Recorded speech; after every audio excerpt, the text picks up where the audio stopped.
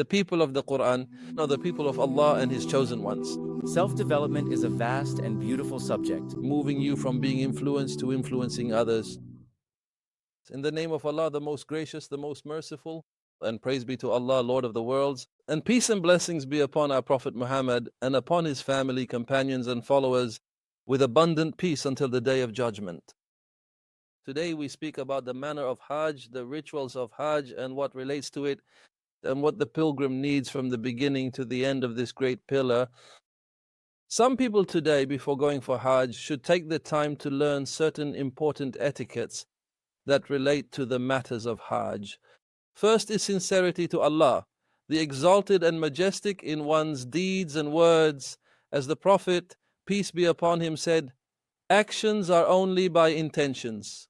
So one intending Hajj shouldn't go for the sake of any worldly matter, or go for Hajj just to repeat this obligation so that it is recorded among people that he is a pilgrim. Rather, that deed should be purely for the sake of Allah the Generous. Secondly, whoever intends Hajj should observe very important etiquettes before setting out on the journey. These include repenting to Allah, the exalted and majestic, and clearing oneself of all sins and mistakes, as well as any obligations one has in their conscience toward fellow servants. So one seeks forgiveness from this person and that person until they approach Allah, the exalted and majestic, pure and free from sins. Also, one should fulfill the rights they owe, such as trusts and other obligations.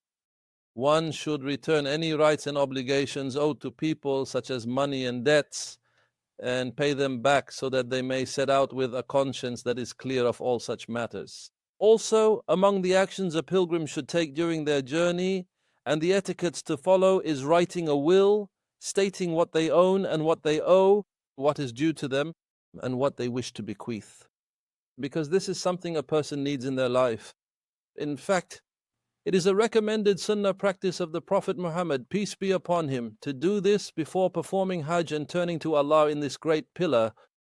Also, among the things to do is to learn the pillars of Hajj and some of its rulings, so that when the pilgrim arrives for Hajj and stands in Mecca and the holy sites, they have the knowledge to help them avoid making mistakes.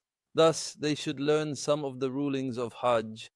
Furthermore, one of these important etiquettes is that he should choose righteous companions who will support him throughout this blessed Hajj journey, and to turn towards Allah the Almighty with them in remembrance, glorification and praise.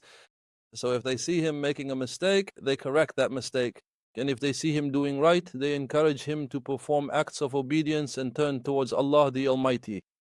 Furthermore, another of the etiquettes is that a person should carefully choose good money, pure money, and lawful money so that he may turn towards Allah the Almighty with complete and sincere devotion.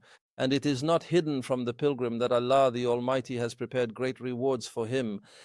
And the Prophet, peace and blessings be upon him, said, whoever performs Hajj and does not commit obscenity or sin returns as the day his mother gave birth to him. And the Prophet, peace and blessings be upon him, says, an accepted Hajj has no reward other than paradise. So the pilgrim and the one intending to perform Hajj should envision these rewards so that he sets out towards Allah on his journey with longing and love to perform this great pillar of Islam.